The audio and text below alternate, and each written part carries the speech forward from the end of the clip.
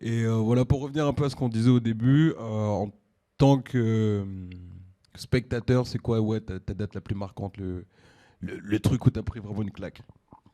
Ah, le truc où j'ai pris une méga claque, c'était c'était le Nostromo de l'été dernier, en 2022, il me semble. Parce qu'en plus, apparemment, pour certaines personnes, c'était pas la date la plus ouf, mais moi, c'était mon premier Nostromo et j'ai pris une claque de dingue parce que bah, ça m'a ouvert les yeux sur ce qui pouvait se faire dans la musique électronique, en fait. Des trucs un peu plus sombres, des trucs un peu plus housey, mais un truc avec comme ligne directrice la qualité musicale, quoi, en fait. Et puis, tu as la vibe aussi des gens qui y sont, et ça crée toute une atmosphère qui est hyper jouissive, quoi. Donc ça, c'est vraiment une date qui m'a marqué et qui m'a beaucoup inspiré. Ok. Au top, Nostromo. Je suis toujours pas parti, mais il faudra que je le fasse l'année prochaine. Euh, il nous reste encore quelques minutes. On va parler un peu de, voilà, de ton actualité à venir, ta casquette aussi d'organisateur, de manager de label avec De La Groove. Est-ce que tu peux nous dire un petit peu, ouais, vous parler rapidement quelle est un peu la genèse de La Groove et parler un petit peu de l'actualité de La Groove arrivée. Ben, de la groove, on s'est rencontrés il y a 7 ou 8 ans maintenant. Ça fait 7 ou 8 ans que ça existe. Il y a eu pas mal de mouvements entre-temps dans le label, mais enfin, le truc principal, le truc qui nous a toujours motivés, c'est la recherche du groove en fait dans la musique. Donc on est 7 DJ, 7 DJ producteurs dans le label. C'est un truc qui nous tenait à cœur aussi d'avoir des DJ, mais pas que, aussi des producteurs, des gens qui ont une envie de contribuer à l'essor de la scène musicale française. Excuse-moi, je te coupe rapidement, mais c'est quelque chose qui m'intéresse. Est-ce que tu penses qu'aujourd'hui, en tant que DJ sur la scène électronique, pour pouvoir se faire une carrière, ou en tout cas avoir une visibilité sur du long terme, on est obligé d'être producteur ou en tout cas un minimum remixeur? Est-ce que pour toi, c'est essentiel aujourd'hui? Est-ce que tu penses que le DJ Selecta a encore sa place aujourd'hui sur la scène? Ben, ouais, franchement, totalement. Pour moi, le DJ Selecta, enfin, DJ et producteur, c'est deux choses différentes en fait. Et comme on peut voir souvent qu'il y a des producteurs qui sont pas très bons DJ et inversement. Et donc ouais, pour moi, le rôle du DJ, il a quand même son mot à dire, il a son truc. Après, c'est moins évident de réussir à briller en étant que l'un ou l'autre, à moins d'exceller dans l'un ou l'autre domaine. Mais je pense quand même que un bon DJ qui ne fait que ça, c'est quand même très important et que je pense que c'est quelque chose qu'il ne faut pas qu'il se perde.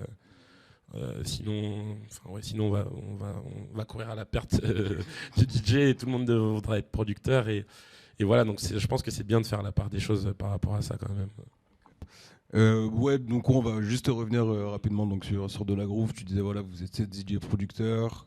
C'est vraiment la recherche du groove qui est la ligne directrice, on va dire, du label.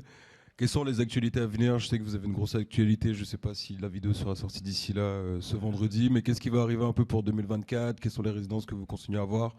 Et quel est un peu le goal en termes de DJ ou autre d'ailleurs parce que j'ai vu qu'il y avait pas mal de live là sur la soirée de vendredi que vous voudriez ramener pour 2024 là. Quel est un peu le truc là pour teaser un peu tout le monde? Bah, on a plein d'artistes qui nous font rêver chez De La Groove, mais il y a un nom qui revient assez souvent et qui nous rassemble tous, c'est Ron Trent. Ron Trent, ce serait un putain d'honneur de réussir à le faire jouer ici avec nous. Et on y travaille, peut-être que ça arrivera un jour, mais en tout cas, c'est pas pour le moment, c'est pas annoncé. En termes de soirée, on a notre résidence au June, le June qu'on adore, c'est le club qui nous a tous bercés, parce que ouais, De La Groove, nous, c'est la soulful, c'est la house. Et on a lancé ce label-là à un moment où c'était vraiment full techno ici. Et nous, on a voulu rester fidèles à nous-mêmes, donc on s'est dit, enfin voilà, on va essayer de donner de la house à ceux qui kiffent la house sur Paris. Et là, ça fait 8 ans qu'on le fait et qu'on kiffe, et c'est une putain de belle aventure. Et donc voilà, pour en revenir à la résidence au June, là, on invite Lady Monix sur notre prochain June. C'est une DJ productrice qu'on adore. Et on invite aussi Kevin Sanderson là, ce vendredi au Cabaret Sauvage. Ça, c'est on rencontre l'histoire quoi, de la techno. Quoi. Donc du coup, la techno et la house. Donc du coup, ça nous fait super plaisir. On fait aussi notre retour au Rex Club le 6 janvier avec Browser. Ça aussi, c'est un tonton français quoi, pour nous, en termes de musique électronique, on kiffe. Et donc, ouais, il y a plein de belles petites soirées comme ça à venir. Et on a aussi des EP à venir.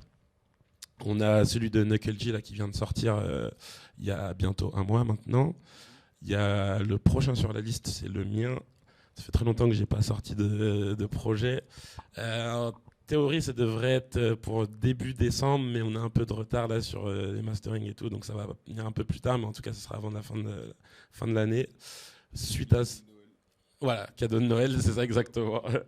Ensuite, il y a Vandercraft qui va sortir aussi un EP, puis Larry G un nouveau, et ensuite on va enchaîner. On a aussi des idées de compilation avec d'autres artistes qu'on est en train de faire mûrir. Donc voilà, il y a pas mal de projets musicaux qui vont arriver là.